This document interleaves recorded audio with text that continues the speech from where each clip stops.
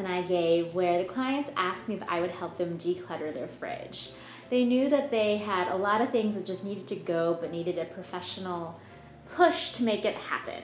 I think at the end of that exercise, we probably got rid of at least 6 to 8 bottles of salad dressing because they were all expired. I'm sure this is a problem that a lot of you also face, this ever multiplying bottles of salad dressing that just end up taking room in your fridge. One way to solve this problem is actually just to start making your own salad dressing.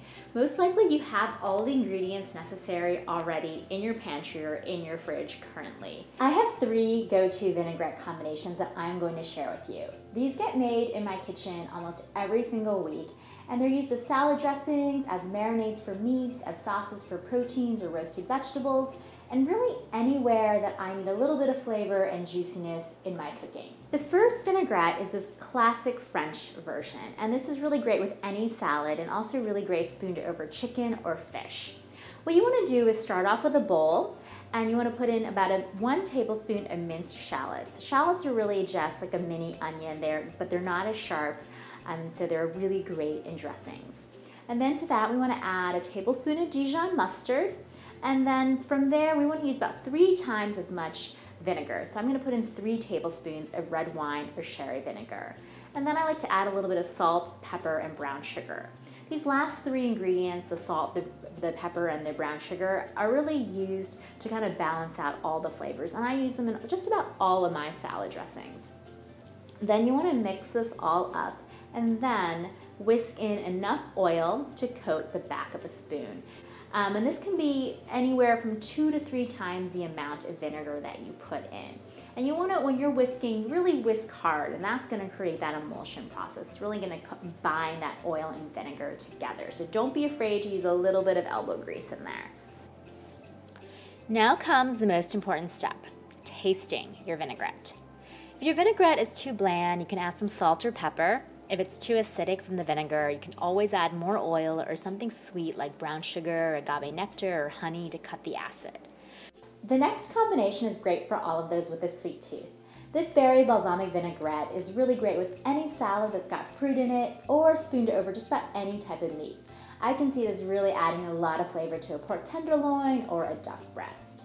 So what I want you to do is go into your fridge and find whatever jelly, jam, or preserve you already have open. We're going to use that as the base of this vinaigrette. We're going to take about a tablespoon of that, put it into a bowl, and then whisk in about 3 times as much balsamic vinegar. So 3 tablespoons of balsamic vinegar. And from here, we're just going to get all of that incorporated together, all mixed up, and then add your oil. Just enough oil again to coat the back of a spoon. If you ever find yourself a dressing that's too thick, just add some water or vinegar to thin it out. But just remember to taste it again and re-season if you need to afterwards. This last vinaigrette I'm going to show you is an Asian-inspired one, and this is really great as a marinade for meats, over a salad, of course, and drizzled over vegetables. What we're going to do is start off with about 2 cloves of minced garlic and then equal parts of soy sauce and rice vinegar. I'm going to use about 1.5 tablespoons to 2 tablespoons of each of these. And then from there, we add a teaspoon of toasted sesame oil, mix it all up, and then we whisk in our oil. Again, making sure that we get it all emulsified enough to coat the back of a spoon. So those are my 3 go-to vinaigrettes.